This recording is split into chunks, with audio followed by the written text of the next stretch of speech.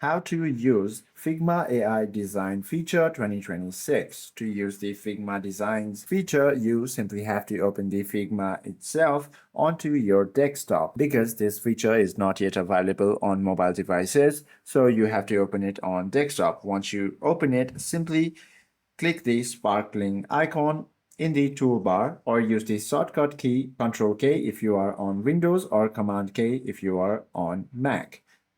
From there, you can use it to make designs. All you have to do is open the Actions menu and select First Draft. Choose a component library to ensure the AI uses your brand's specific styles. Type a detailed prompt such as pricing table with 3 tiers and toggle for monthly or annual billing. The AI will automatically generate an editable mockup with the auto layout ready applied. I hope this video helps you out a lot. If you have any questions or queries, please do comment down below.